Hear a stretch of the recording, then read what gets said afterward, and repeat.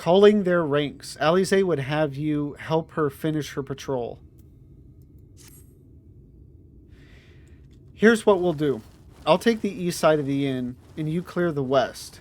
That way you can have an undiluted experience with the resident terrors.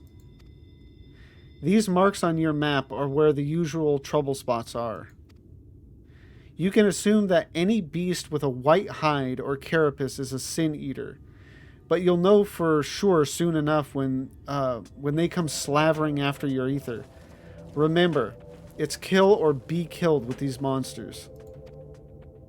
Once you've slain whatever's prowling around out there, we can rendezvous back at the north entrance. Good hunting. Yeah, I keep thinking how I think, the progression of the story more by going Alphino first, then Alize. I mean, granted, Alize gives you an explanation right off the bat of like what the Sin Eaters are, which you don't get in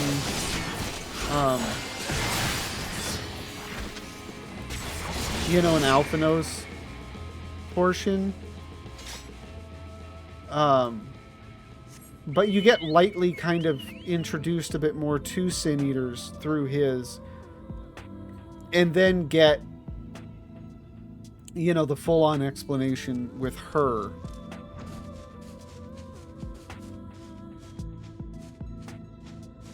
And then with Alphino, you get, like, the, well, I think between seeing the Crystarium and then going to Alphino's, you get the kind of dichotomy of, essentially what it's like to be in a place that's safe from Sin Eaters and what it's like to be in a place that's not safe from them. And then you come here and find out what happens to the people, that are affected when, they were in the unsafe areas. I mean, you could probably argue either order, but I've done Alize first, and now I'm doing Alphino first, and right now it's feeling a little bit more fluid with Alphino first.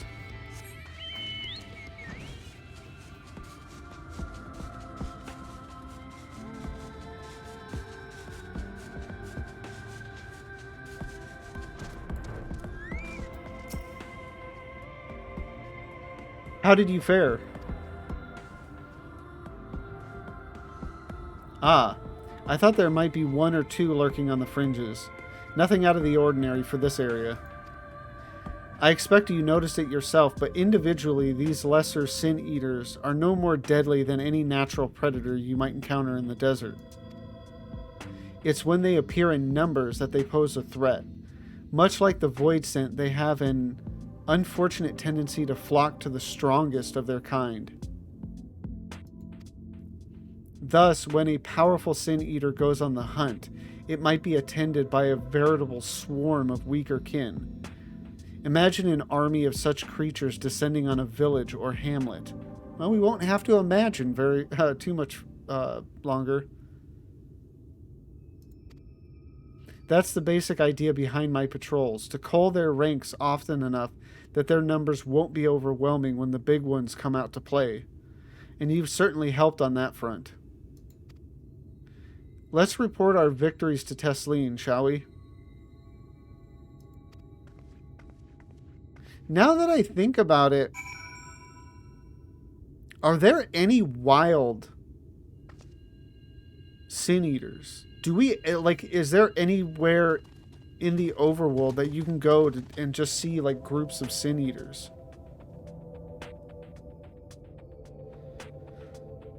I want to say no. I can't think of any areas.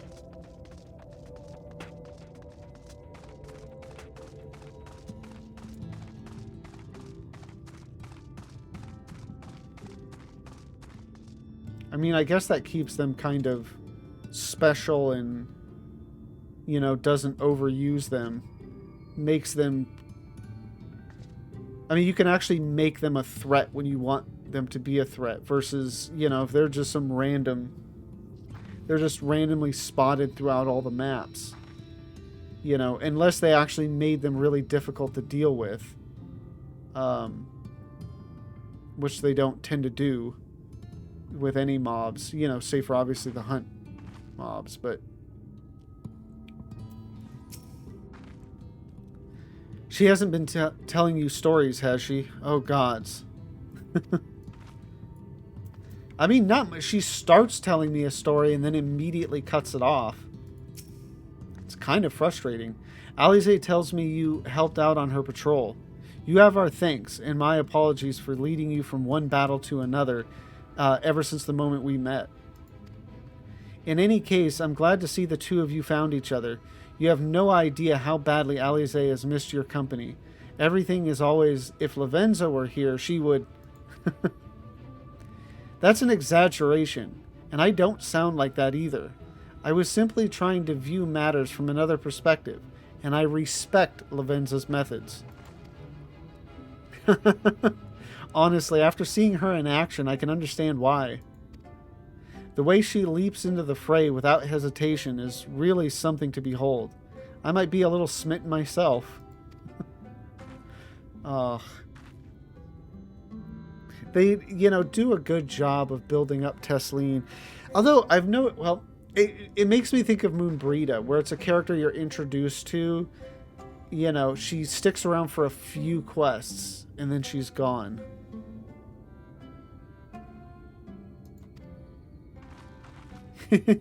I'm only teasing, though I've no doubt she deserves all the admiration she gets, just as you do.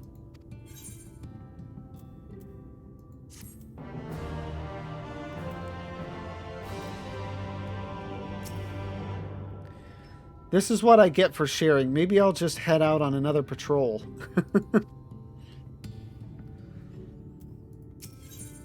A purchase of fruit. Oh. Tesleen has the air of a woman being pulled in 10 directions at once. I'd love to lay out a welcome meal, but the duties I put off when I went to the market are still waiting for me. There are 101 things that need doing. I'm sorry, but would you mind waiting here with Alize? What? And twiddle our thumbs while you work yourself to death? Surely there's something we can help you with.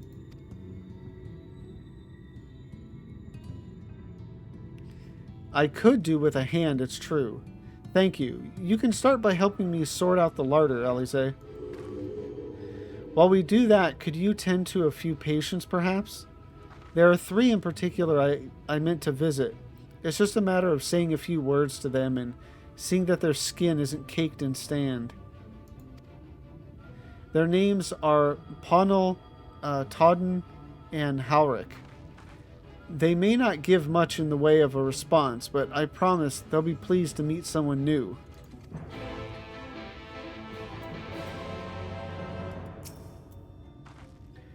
It will do them good to see a new face. There's not much in the way of novelty around here to distract them from their worries. I would speak more on the subject of Sin Eaters, but let's see these tasks finished first.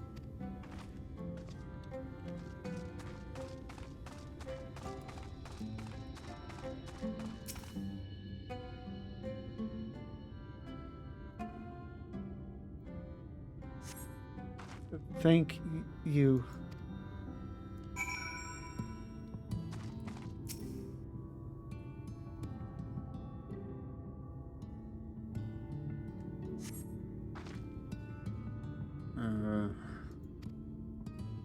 Todd glances up at you blankly, but you notice the tension in his face ease slightly. And here's the big one.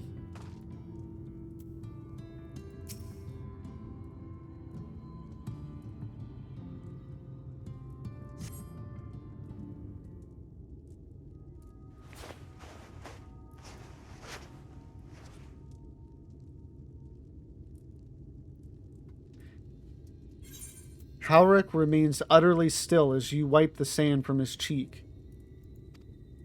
The texture of his skin has hardened into something akin to plaster.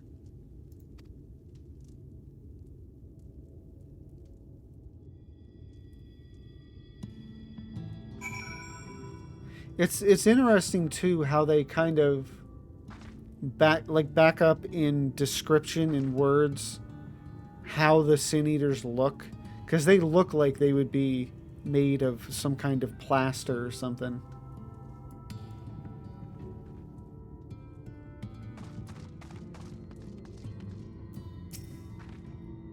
Your work is done then? You've seen to the patients? How were they? Good, that's good. I knew they would enjoy meeting you. I'm concerned about Halric, though. I'll have to speak with the other carers, but I think it's time, his time may be near. We shall leave you to have that discussion then. I was going to take Lavenza to Mord Suk if you have any errands there that need doing. Well, I suppose there is one thing. Would you pick up a nectarine from the markets, please? Cassard's caravan just passed through, so Ron should have some fresh fruit. Come then, Lavenza. There's something I want you to see. Right after we stop at Ron's stall, of course.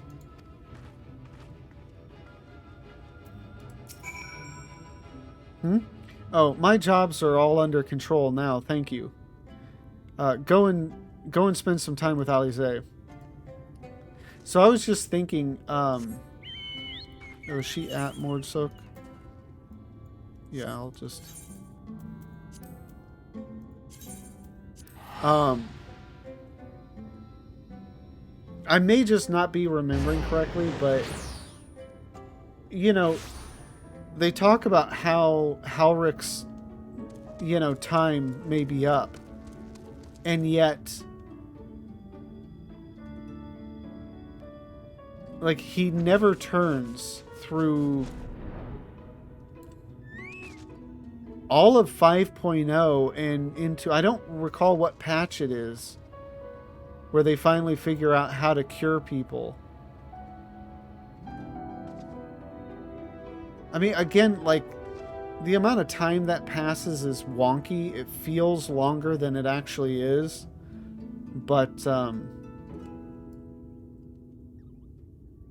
But yeah, it feels like getting this, what was it, a nectarine or whatever, is, not due quite yet. Let's see about that nectarine, shall we?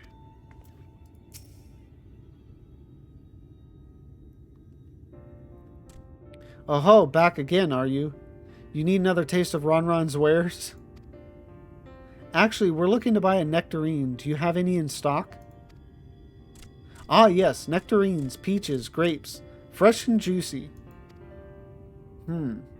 Given how richly you cracked your coin purse with me, I might still owe you food. Here, take this one, free of charge.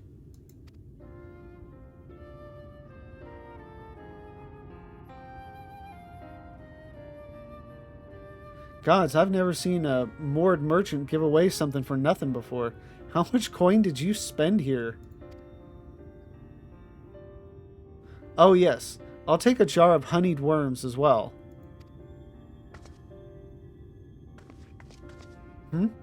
Oh no, they're not for me, it's an offering of sorts.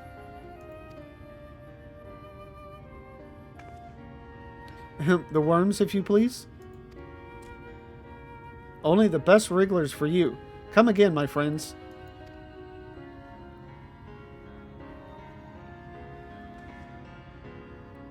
Right, that's our shopping chores taken care of. Let's head up past the Aetheryte to the main tower. The view I want to show you can only be seen from its very top.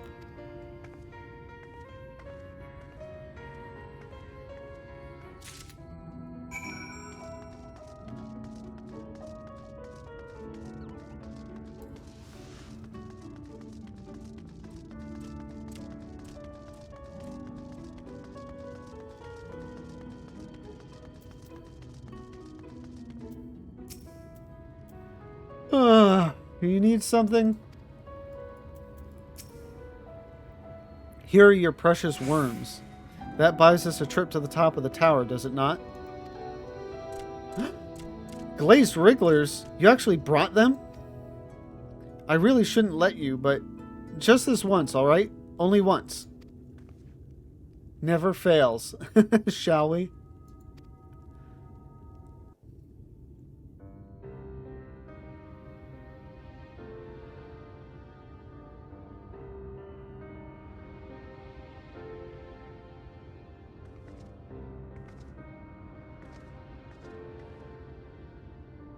Look, over there, where the wall is broken.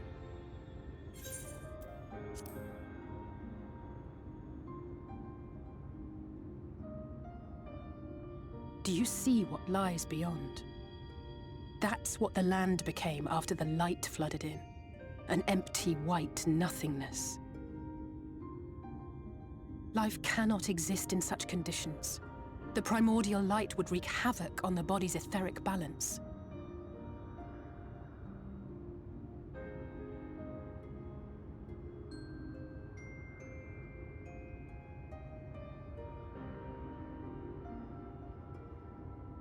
That nectarine you bought, it's Halric's favorite fruit.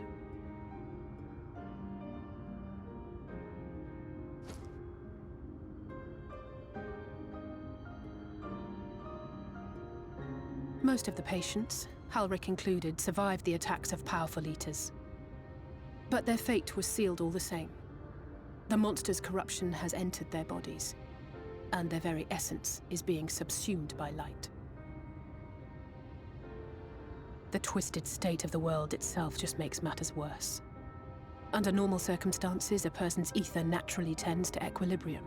But for these poor souls, the opposite is true. Sooner or later, every single one of them will turn.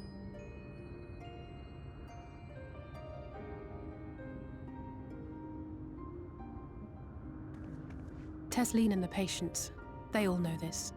They know what has to be done before the change goes too far, before the eater within takes over.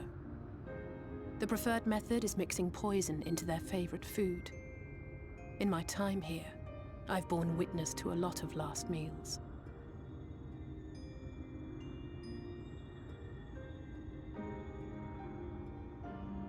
I feel just as helpless as before. No matter how hard I fight, it's never enough.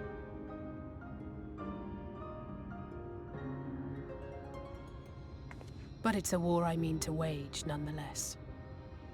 Speaking of wars, do you remember how I made you promise not to leave me and then promptly collapsed? Well, let's just say I had a few choice words for the Exarch concerning the timing of his summons.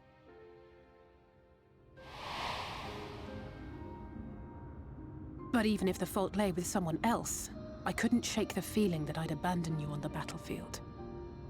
So I swore that I'd make up for my absence there by making a difference here. And that's what keeps me moving forward, even when things seem hopeless.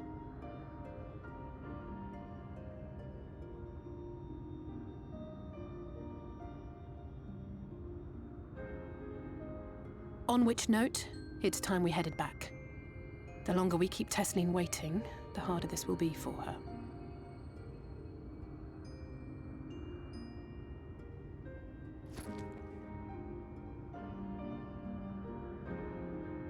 It makes me wonder, like, if you know you're gonna die, or not die, but turn.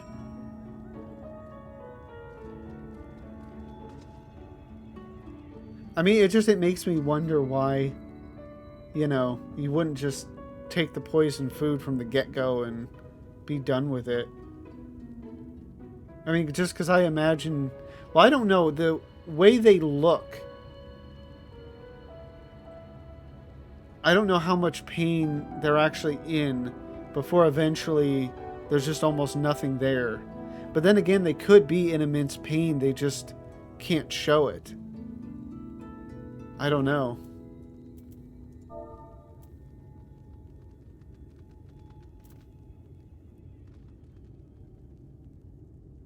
Yeah, I was thinking of the line too where she says, and that's what keeps me moving forward, even when things seem hopeless.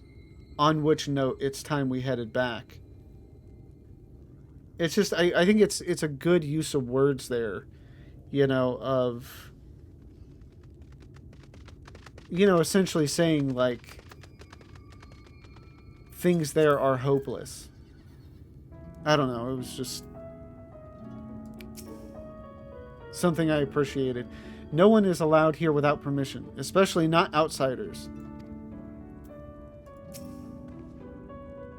I'm glad I was able to show you that. When it comes to understanding the catastrophe which befell the first, one glimpse of the empty wasteland beyond the wall is worth more than an hour of Urianger's lecturing. And I needed you to know beyond a doubt that Tesseline has no other choice. The nectarine will be a kindness. It isn't just the threat posed to others. When a person becomes an eater, the pain appears to be excruciating. The carers are truly fond of their wards, and would spare them that suffering. It is their way of fighting back against a fate worse than death. So, I mean, they're cognizant of the pain. Or at least, you know, what appears to be pain. So, you can maybe assume that up until the point that they turn, it's relatively painless. But still, it's just, to me, it's...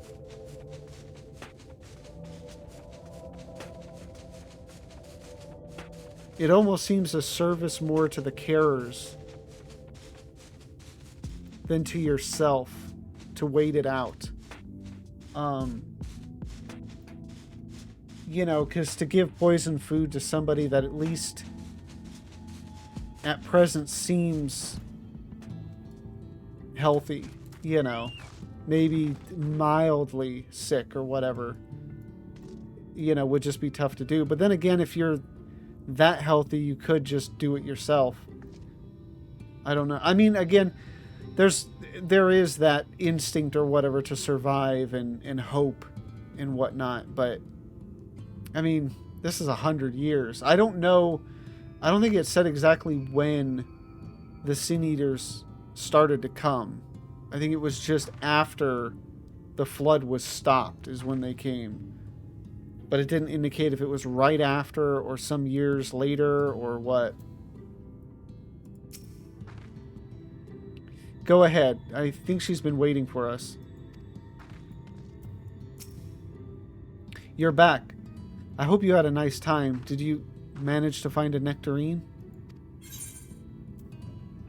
A plump, sweet-smelling nectarine.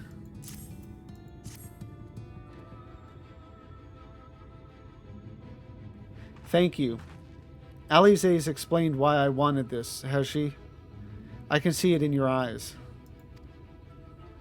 But we may not need it just yet. Oh, I spoke with the others, and we've decided to keep an eye on Halric for now. Okay, so that's why. It's indicated that it's not ready yet. Thanks to you, though. If his time does come suddenly, we'll be ready to send him on his way with a taste of happier days.